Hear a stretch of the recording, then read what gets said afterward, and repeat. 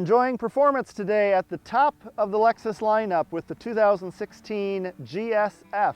And this is the ultimate performance vehicle from Lexus right now. Technically, it shares pretty much all of the mechanical bits with the Coupe RCF.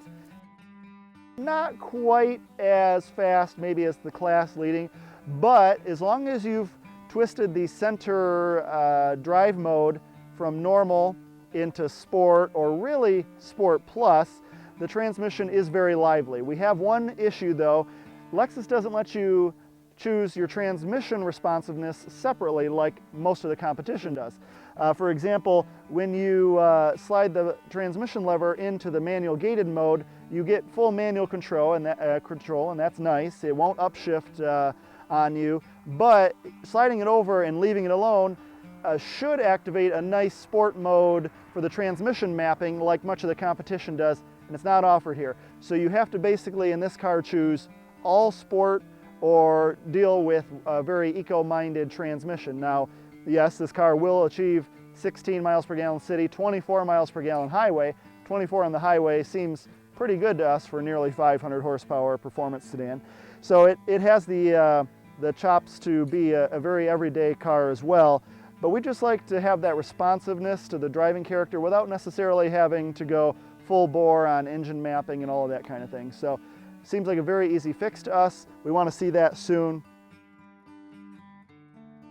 Beautiful 19-inch forged alloy wheels with Michelin Pilot Super Sports all around. So you have all the grip that you might need and all the brake that you might need. Brembo all the way around, and truly impressive large 6-piston calipers up front, 2-piston calipers in the rear. A good initial bite on the pedal. We'd like maybe a little more sensitivity to modulation when you're actually getting into it, but plenty of braking power. That's not an issue. It's just a bit of a sensitivity in the pedal that some of the competitors might do a little better. The cabin is comfortable, very comfortable seats, good bolstering. The dash, still not a fan of Lexus design, so nothing changed there. They need to redesign their interiors.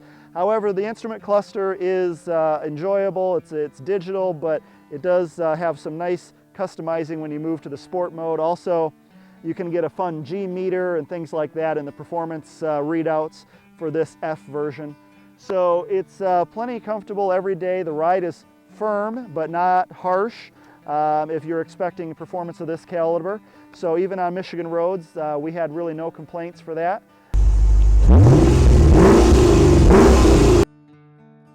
And when you add in the engine and the rewarding sound, the rewarding response to the transmission, steering is tight, braking is phenomenal.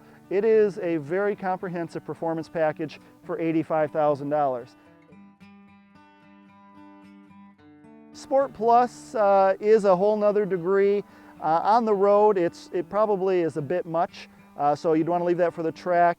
And this car does have a very fancy, active, limited slip rear differential that's called TRD. It has a button in the middle there that will choose between a normal mode, which is just plenty for track or for road driving, or you can choose track or slalom. Now, we have driven this RCF with the same rear differential on a track, and it is a noticeable difference. It does help rotate the car in and make it more playful, but certainly not needed for the road. We never mess with it, and we're still loving this car to death on the road. So as we said, really a rewarding driving experience.